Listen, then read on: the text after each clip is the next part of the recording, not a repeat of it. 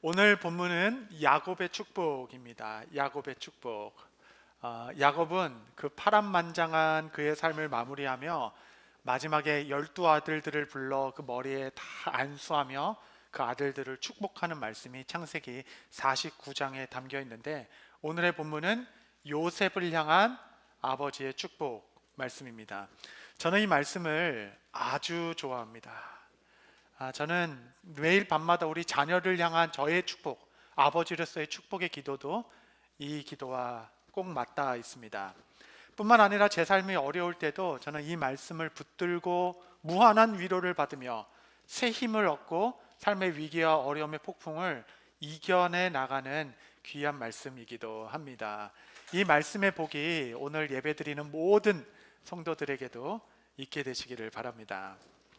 이 본문은 아버지가 아들을 축복하는 겁니다. 근데 좀 더 넓게 보면 하늘 아버지께서 그의 자녀된 우리 모두를 이렇게 축복하시는구나, 그렇게 아멘으로 화답하며 그 복을 간구하시는 저와 여러분이 되기를 바라는 겁니다. 하나님께서는 이 말씀 그대로 너는 이러한 자들이 되어라, 이렇게 말씀하실 것이에요. 야곱은 그의 사랑하는 아들 요셉을 불러 그를 안수하며 너는 무성한 가지라, 이렇게 얘기했습니다. 무성한 가지. 영어로 훨씬 더 원문을 잘 번역했는데 영어는 fruitful vine이다, 이렇게 불렀습니다. 하나님께서 우리를 그의 형상에 따라 빚어 창조하셨죠. 하나님께서 그의 형상에 따라 우리를 창조하시고 우리에게 5가지를 명령하셨습니다. 이 5가지 명령은 우리의 근본적인 부르심이에요.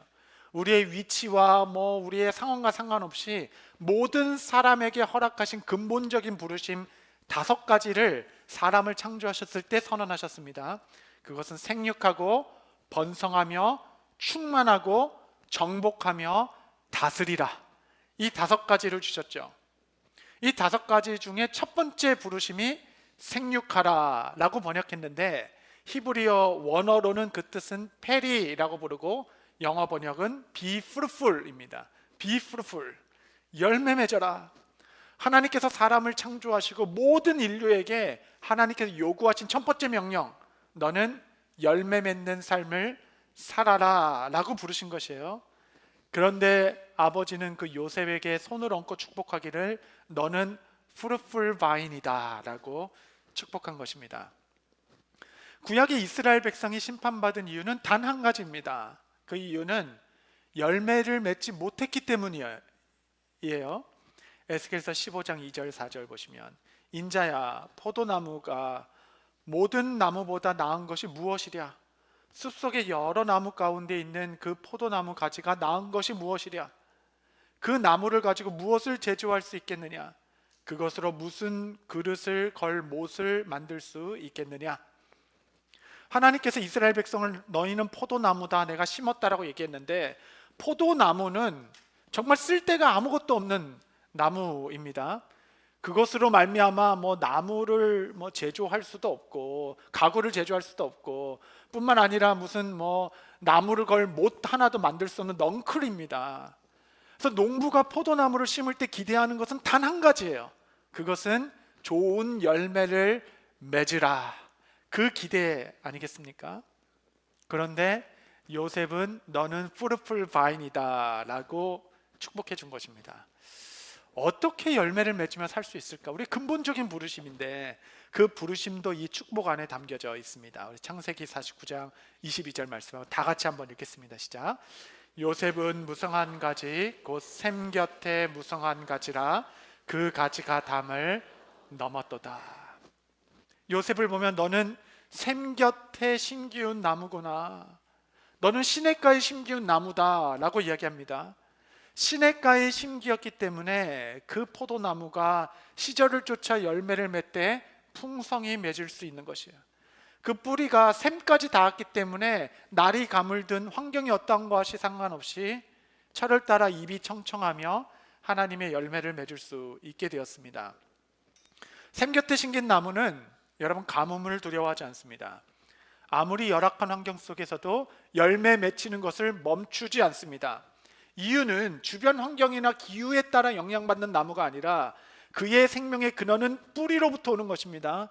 그 뿌리가 샘까지 닿았기 때문에 강에서부터, 물에서부터 오는, 아래서부터 오는 힘으로 그 나무는 마르지 아니하고 사시사철 푸르러 농부가 원하는 열매를 맺게 된다라는 것입니다. 이 말씀이 시편 1편 말씀과 꼭 닿아 있죠. 복 있는 사람은 악인의 꾀를 좇지 아니하며 죄인의 길에 서지 아니하며 오만한 자리에 앉지 아니하고 오직 여호와의 율법을 즐거워하여 그 율법을 주야로 묵상하는 자로다. 그는 시냇가에 심긴 나무가 철을 따라 열매를 맺으며 그 잎사귀가 마르지 아니함 같으니 그가 하는 모든 일이 다 형통하리로다. 할렐루야. 아멘, 아멘. 주의 말씀을 주야로 즐거워하고 묵상하는 자는 마치 시냇가에 심기운 나무와 같아서 철을 따라 열매를 맺고 잎도 청청하여 그가 하는 모든 일이 다 형통하리로다. 여러분, 이것이 열매 맺는 삶이겠죠? 내가 처한 상황이 너무 척박하다고 말씀하지 마십시오. 여러분 모두는 말씀의 샘 곁에 심기운 나무들입니다. 그 말씀의 뿌리를 듣고 살아가는 자는 모든 일이 다 형통할 것이다 라고 선언하고 있습니다. 여러분, 이 형통한 삶이 바로 요셉의 삶과 아주 딱 맞아 떨어지는 것이에요. 요셉의 일생은 하나님의 눈앞에서 형통한 삶이었습니다. 말씀을 좀 확인해 보죠. 창세기 39장 2절 3절 보시면 여호와께서 요셉과 함께 하심으로 그가 형통한 자가 되어 그의 주인 애굽 사람의 집에 있으니 그 주인이 여호와께서 그와 함께 하심을 보며 또 여호와께서 그의 범사에 형통하게 하심을 보았더라. 요셉의 삶은 계속적으로 하나님의 형통이 따라다니는 삶입니다. 근데 이 말씀이 선포될 때 그는 형제에게 버림받고 종으로 팔려 노예로 생활할 때 하늘의 하나님께서는 그를 보며 형통하다라고 선언하고 있는 겁니다. 너가 망해가고 있구나, 잊혀져 가고 있구나 라고 얘기하지 않고 형통하고 있다라고 얘기합니다. 심지어 그가 모함을 받아서 오해로 감옥 가운데 던져질 때라도 너가 형통하고 있다라는 선언은 계속되고 있습니다. 그렇다면 여러분이 형통이 무엇입니까? 도대체 샘 곁에 심기운 나무가 누리는 그 형통, 이 내용이 무엇입니까? 이 내용도 야곱의 축복 속에 다 담겨 있는 것이에요. 이 형통의 내용은 그 가지가 담을 넘었도다. 여러분, 이게 형통입니다. 형통. 나무가 이제 막 자라는데 담에 딱 걸린 거예요. 담에 딱 걸려가지고 더 성장하지 못하고 눌려서 그냥 주저앉는 것이 아니라 계속 성장해 나가는 겁니다. 그래서 마침내 더 큰 나무가 되어 그 가지가 담을 넘었도다. 내 가지가 담을 넘었도다. 여러분, 이것이 바로 형통의 복인 것입니다. 요셉의 삶을 보면 실제로 많은 담을 그는 넘어왔던 삶을 살았어요. 첫 번째 그의 삶의 담은 무엇이었냐면 가족이라는 담이었습니다. 가족. 여러분, 원수는 멀리 있지 않습니다. 가족 안에 있어요. 가족 안에. 요셉은 기본적으로 막상 태어나 보니 집안에 어머니가 4명이 계셨습니다. 그러니까 집에 가서 엄마 부르면 4명이 쳐다보는 거예요. 학생들에게는 엄청난 공포입니다, 여러분. 근데 이 4분이, 이 4명이 사이가 좋은 것이 아니라 매일 싸우는 겁니다. 싸우는 거. 뿐만 아니라 그 와중에 자신의 친모였던 라헬은 둘째 베냐민을 낳다 산고로 죽게 되는 겁니다. 분명 그는 아버지 야곱의 편애를 받았지만 그것이 오히려 그의 삶의 올무가 되어 미움과 시기를 사게 된 것이에요. 야곱은 결코 좋은 아버지의 상이 되지 못했습니다. 야곱 주변에 있던 모든 사람들은 다 상처를 받았어요. 야곱의 편애와 무기력한 아버지는 그를 더 어렵게 하게 했습니다. 결국 형제들 사이에 시기와 질투를 받게 되어 미움을 받게 되었고 구덩이에 버림받으며 애굽의 종으로 팔리게 된 것입니다. 여러분, 이것이 다른 사람도 아닌 형제들에게 버림을 받은 그의 가정 환경이었습니다. 가족이라는 담. 그런데 여러분, 목회를 해보니까 단지 성경 속에만 있는 것이 아니던데요. 이게 얼마나 많은 사람들이 가족의 담 가운데 좌절하며 눈물을 흘린지 모릅니다. 이번에 제가 이제 아이들 60명 데리고 탄자니아 가서 이제 전도 여행을 딱 하고 왔잖아요. 저녁 때마다 기도 시간을 가졌는데 하루는 우리 아이들 중에 가정에 큰 문제가 있고 가정으로부터 상처를 받고 혹 부모로부터 아픈 상처로 치유를 원하는 자들은 다 앞으로 나와라. 이 시간에 우리가 치유를 위해 기도하자. 이렇게 초청했어요. 그러니까 60명 아이들 중에 많은 아이들이 일어나서 기도하러 앞으로 나오는 겁니다. 그 아이들 중에 갑자기 저희 아이들도 벌떡 일어나서 앞으로 나오는 거예요. 제가 걔네들 보면서 가슴이 철렁 내려앉으면서 그 다음부터 기도에 집중이 안 되는 겁니다. 얘네 도대체 왜 나왔? 얘 도대체 내가 뭐가 문제지? 막 집중이 안... 여러분 살다 보면 누구에게나 가족이라는 담을 만나게 돼 있어요. 누구나. 이 가족은 아픈 손가락과 같아서 한 명만 아파도 온 가족이 그것을 이겨내기 위해 끙끙 앓는 시간을 보내야 하는 것입니다. 안 보며 살면 좋을 것 같은데 남이라면 안 볼 텐데 가족이라면 한 몸으로 묶였기 때문에 그럴 수도 없는 처지 아니겠습니까? 요셉은 이처럼 역기능적이고 시기와 질투가 가득했으며 부모를 일찍 잃고 분노와 위협 가운데 다른 사람도 아닌 가족으로부터 버려진 가족의 담 가운데 살아났으나 요셉은 그 가지가 담을 넘었도다. 담을 넘을 때마다 형통하다라고 박수를 치는 것이에요. 그래서 다시 그 형제들과 상봉했을 때 그는 분노와 복수의 악순환이 돌아간 것이 아니라 용서와 화해의 은혜를 낳게 되었습니다. 요셉은 더 성장하여 가족의 담을 넘게 된 것입니다. 하나님께서 요셉에게 그런 복을 주셨어요. 이 상처의 담에 무너지지 말고 주저앉는 것이 아니라 더 성장하고 자라 그 담을 넘어가라. 두 번째 그의 삶의 담은 타국인의 삶, 그 담이었습니다. 요셉이 팔려간 곳은 애굽이었죠. 애굽은 문화도 다르고 언어도 다른 낯선 땅이었습니다. 정식 이민자의 이주가 아니라 노예로 팔려간 신세였으니 그의 타국인의 삶은 더 고달팠다라고 할 수 있겠습니다. 그는 말할 수 있는 언어가 없었어요. 언어가 준비되어 있지 않았습니다. 그래서 나는 뭐 가나안에서 왔어요. 뭐 형들 나빠요. 뭐 이게 다예요.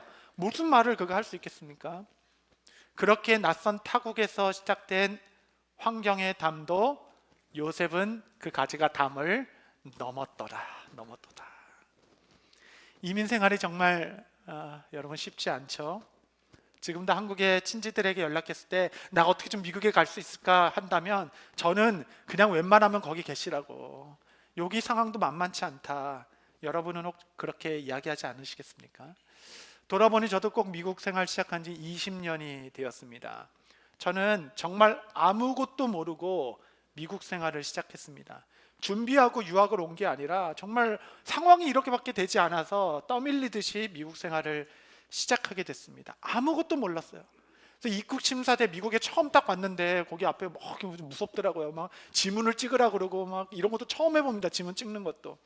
그래서 지문을 다 찍어서 역시 미국은 대단하다.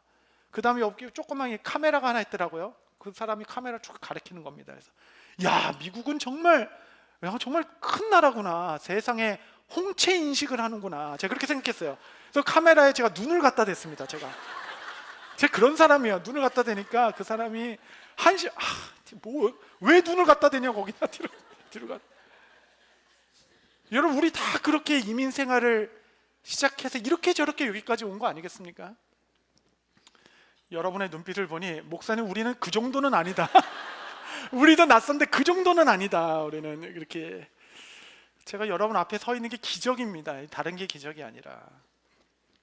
언어도 다르고 문화도 다르고 밤늦게 열심히 일하여 수고하여 살아가는 이민자의 삶을 우리는 살고 있죠. 하나님께서는 요셉의 타국인의 삶의 고난을 알고 계셨습니다. 여러분의 이민의 삶의 고뇌도 주께서 알고 계십니다. 요셉은 그 담도 넘어 애굽의 총리가 되기까지 그 가지가 담을 넘었도다. 할렐루야. 세 번째 보면 요셉은 유혹의 담도 있었습니다. 노예로 이제 점점 인정받은 그 시기에 이제 그 보디발의 아내가 유혹하기 시작했죠. 단지 성적인 유혹으로 치부할 일은 아닙니다. 다른 건 아니라도 노예로 사는 동안 안주인의 호의를 받는다는 것은 노예이지만 그래도 조금 편하게 살 수 있는 기회일 수도 있겠죠. 죄는 이렇게 복합적인 유혹으로 다가오는 겁니다.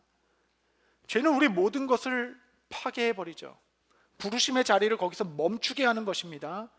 죄는 모든 길을 닫게 하고 우리를 무너지게 하는 유혹의 담이 됩니다. 기라성과 같이 성장하던 젊은 사역자들이 얼마나 많은 이 유혹의 담에 탁 걸려서 그곳에 무너지고 좌절되는지 모릅니다. 우리가 매일 밤 부모로서 자녀들을 축복하며 하나님께서 이 많은 유혹의 중에 너희를 지키시기를 원하며 너의 가지가 자라고 또 자라 이 유혹의 담을 넘어가라, 넘어갈지어다, 이렇게 부모의 축복으로 자녀를 위해 기도하는 것이죠. 요셉은 오해의 담도 있었습니다. 그는 모함과 오해를 받아 감옥에 가게 되었습니다. 사실 인간관계 가운데 오해를 받는 것만큼 힘든 일도 없겠다 싶습니다. 오해를 받을 때 여러분 사도 바울이 독사에 물렸던 것처럼 그냥 툭툭툭 털어버리십시오. 툭툭 털어보시고 담대하게 나아가시기 바랍니다. 생각해보면 교회에서 제일 많은 오해를 받는 사람이 다름 아니라 저인 것 같습니다. 근데 제가 받는 오해는 이렇게 억울한 오해보다는 뭐랄까 이런 좀 감사한 오해가 많아요. 이게 무슨 뜻이냐면 제가 한 것도 아닌데 담임 목사님께서 이렇게 다 하셔가지고 이렇게 됐다. 아니 저는 정말 한 게 없어요. 그냥 거치를 얘기하는 게 아니라 정말 한 게 없습니다. 어떤 분은 오셔서 목사님 어떻게 이렇게까지 생각하시고 그 일을 하셨냐. 사실 저는 모릅니다. 저는 그렇게까지 생각한 적이 없어요. 그냥 해야 될 일을 그냥 한 것뿐입니다. 근데 하나님께서 그러면 좋게 만들어 주신 것뿐이죠. 그런 감사한 오해를 받을 때 저는 굳이 그것을 바로 잡으려고 애쓰지 않습니다. 내가 생각한 것도 아닌데 어떻게 할 수 없는 거지 참 그게 아닌데 이거 어쩌나. 그리고 그냥 소위 쿨하게 그냥 넘어갑니다. 그런데 정작 손해보는 그 오해, 그 아주 작은 부분에 인정해주지 않고 그런 오해가 있으면 그거를 바로잡기 위해서 제 마음이 얼마나 분주하고 얼마나 열심히 있는지 모릅니다. 여러분, 우리가 이런 죄인된 습성이 있는 자들 아니겠습니까? 오해와 모함과 때론 억울한 일을 당할지라도 요셉의 나뭇가지는 오해의 담도 넘어갔도다. 여러분 삶에 그런 성장이 있게 되기를 바랍니다. 한 가지만 더 다루면 저는 이게 제일 제 삶에 좀 끔찍하게 여겨지기도 하는데 그것은 잊혀지는 담입니다. 잊혀지는 담. 요셉은 감옥 속에서 떡 굽는 자 술관원장의 꿈풀이를 하면서 이제 술관원은 이제 복직할 거니까 복직하면 꼭 나를 기억해 주십시오. 내가 얼마나 억울하게 이 자리에 있는지를 알고 제발 내 마음을 좀 기억해 주시고 나를 좀 풀어 주십시오 라고 아주 당부의 부탁을 거듭하게 됩니다. 창세기 40장 14절에 보면 당신이 잘 되거든 나를 생각하고 내게 은혜를 베풀어서 내 사정을 바로에게 아뢰어 이 집에서 나를 건져 주소서. 내가 너무 억울한 거 아시죠? 제발 나를 잊지 말고 이 억울함을 좀 풀어 주십시오. 호의를 베풀고 그들을 섬겨줬거든요. 23절 보시면 술 맡은 관원장이 요셉을 기억하지 못하고 그를 잊었더라. 내 삶이 잊혀지는 것 같은, 이건 존재론적으로 나의 근본을 흔드는 담입니다. 한때는 나는 사랑받는 아들이었고 꿈과 비전이 있는 청년이었고 이 나란 존재가 차가운 감옥 바닥에서 사람들에게 점점점 잊혀지고 있고 이제는 아버지도 나를 잊었을 것이라 라는 생각, 하나님께 드렸던 그 수많은 헌신, 내가 구덩이에 빠져도 낙담하지 않았고 내가 죄 앞에서도 순결함을 지켰으며 하나님께 드렸던 이 많은 기도는 다 어디 갔는가, 다 잊혀지고 있는 것이 아닌가 라는 생각, 사람들에게 호의를 베풀었고 보디발의 집에서 섬겼으며 감옥에 만난 사람까지도 섬겼던 이 모든 섬김은 다 어디 갔는가, 이 차가운 바닥에서 나를 잊혀지고 있다라는 생각이 들 때 세상은 불공평하다, 하나님은 우리를 보고 계신 것인가, 분노와 좌절로 그 담 안에서 무너진 것이 아니라 그곳에서도 하나님의 주권과 주님의 때를 기다리는 믿음과 충성으로 그는 더 자라나 그가 그 잊혀지는 담을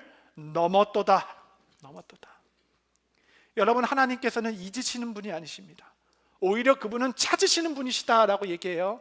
나의 눈은 온 땅을 두루 감찰하며 살펴보며 전심으로 나를 향하는 자에게 능력을 베푸시기를 원하신다라고 하시는 분이십니다. 하나님은 결코 충성된 종의 삶을 잊지 않으십니다.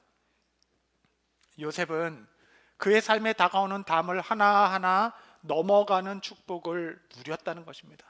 담을 안 만났다는 것이 아니라 그 가지가 담을 성장하여 넘어갔도다. 너는 샘 곁에 심기운 나무라. 너의 상황이 얼마나 척박한 것과 상관없이 말씀의 강으로부터 생명으로 성장하여 그 담을 넘어가라 라고 얘기합니다. 넘어가라.